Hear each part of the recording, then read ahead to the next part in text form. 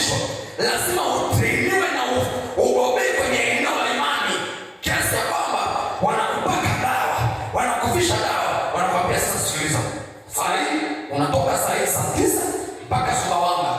Ukifika pale, niingia kwa mtu fulani, ingia nyumbani kwake, nenda kwa yule baba, nenda katibue mgongo, nenda kwa yule mama, nenda karibu figo zake. Kwa hiyo anaenda anaingia ndani kwako, sio anaingia akiamini kwamba hauwezi kumwona, sababu funzo la kwanza la malango ya kuzimu ni uwe na imani ya kwamba kitu hichi kinawezekana. Ukishafuzu hilo la imani, wanaamua kukabidhi vitu. Sasa kuna aina ya watu ambao kwa shetani hawafai na kwa Mungu hawafai, kwa sababu wamekosa imani. Kana Mungu akamwambia chukua huyo hapa, sitaki. Hafai. Kwa sababu hana imani.